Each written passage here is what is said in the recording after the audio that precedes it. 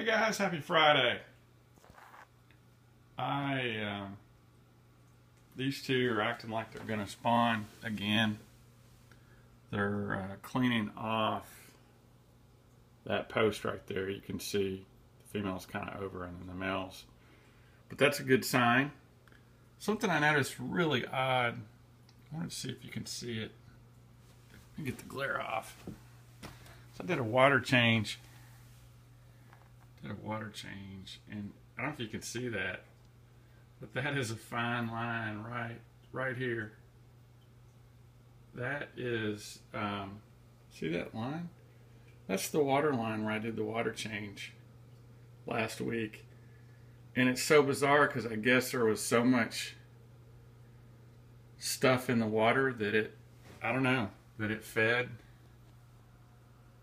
My guess is there was maybe debris in the plant here or somewhere that was floating, and then it just all kind of settled and it fed the nutrient. It gave food to stuff on the glass, but I'm not used to seeing it quite like that. Let me see if I can pull back. Now you can really kind of see that line. That is just so bizarre. Let me get a different angle here. Oh, the camera's doing a good job of showing you that. When I got so much glare, pull back. Yeah, you can really see it. That's not the corner. That's a better angle. Yeah, there you go. You can really see it right there. Isn't that crazy? That's just algae on the glass from doing a water change, and that's like from a week ago.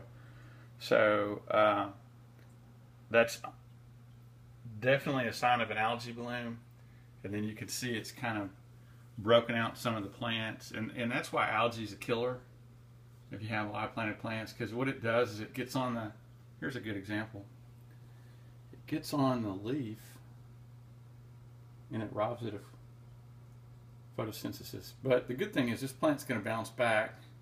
You can see all the green, you can see some green down in there, so I don't know. Need to do another water change, especially since it looks like they're going to spawn. All right, back to the 120. Got up this morning and noticed that the German rams were not, the German blue rams were not in this area, which was a bad sign. Also noticed how the neons were still kind of checking stuff out, and then it's just kind of unfortunate, but such is the circle of life. But just thought I would share that with you. I mean, she's over here, but she's not protecting anything anymore, which is kind of a bummer. My guess is something nocturnal maybe got them. I don't know. The only thing I know in this tank that's really nocturnal, these guys actually like to come out at night. When the lights go off, they'll go all over and then, go to the surface and do whatever. And then when the lights kick back on, they find a place to hide. So, anyway, that's kind of it. And something else really wild, this moss. Now, this is a low-tech tank. You know, there's one guy I subscribe to, Brian. I think he's up in Minnesota. He's got some really nice tanks, Hibiscus and stuff. But a lot of people are out there running CO2. This is just, this is cheap. I got this 120 actually off of Craigslist for like $300, believe it or not. But anyway, and then I put in my own T5. I put this in the, and that included this stand, which is amazing. But the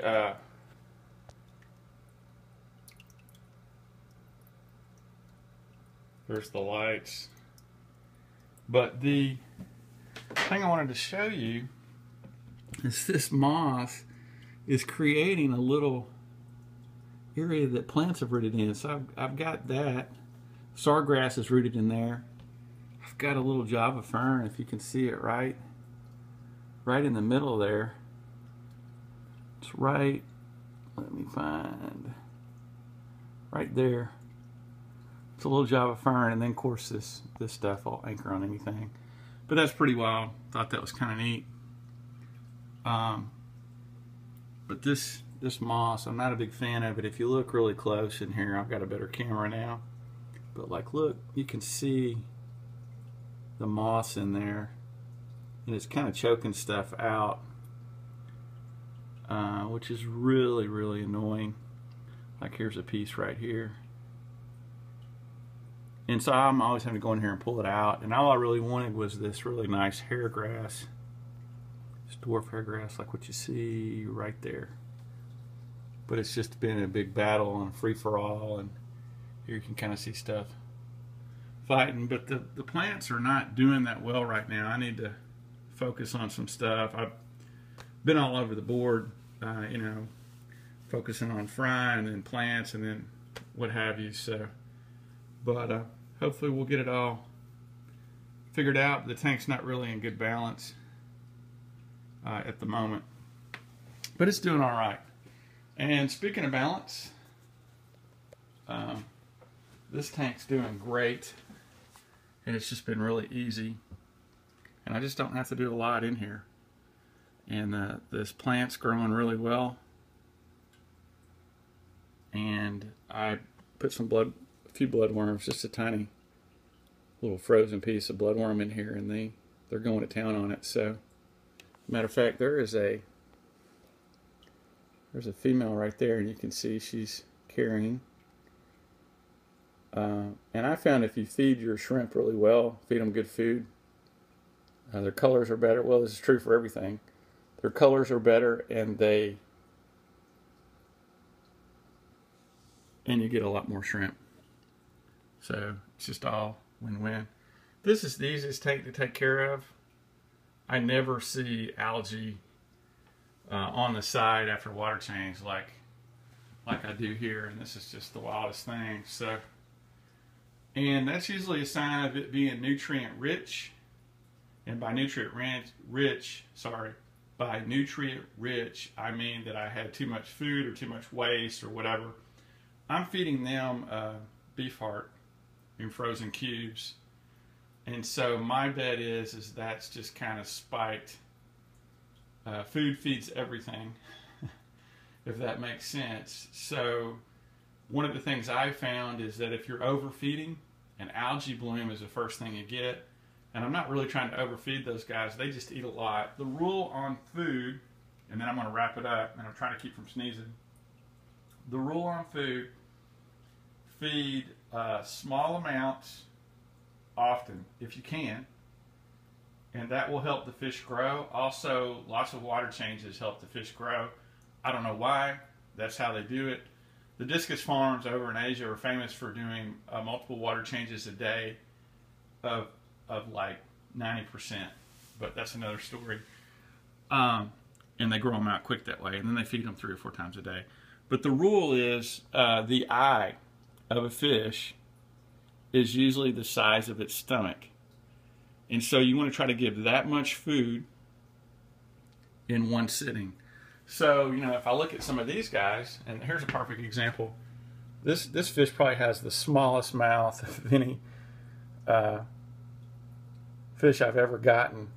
And this is a Beckford pencilfish. And what's so nice about the Beckford pencilfish, besides they're just cool in their color, and they like to sit in one place and hover like a hummingbird. What's so nice about them is their mouth is so small that you can put them in a shrimp tank because they can't eat shrimp. But they have really small eyes. And so, you know, basically the size of the eye should tell you how much food to put in per one setting. Just an FYI, just a heads up. Anyway, I got to wrap this up. This video is getting longer than I intended. But happy Friday. Hope everybody's doing well. German Blue Rams didn't make it, but glad I caught it on video because that was amazing to watch. But still need to figure out, I don't know, the whole My 2014 goal is to figure out how to get some baby fish to live for a month or longer. So any advice, any videos out there, anybody knows some good tips or research to look at, post it to the channel. Let me know, or post it to this video. I'm definitely trying to research that. Appreciate all the thumb ups, all the new subscribers, and all of the things you guys are sharing with me to help this work better. So it's always fun. Appreciate the collaboration, and you guys have a great one. Have a great weekend. Thanks for watching, and happy Friday. Later.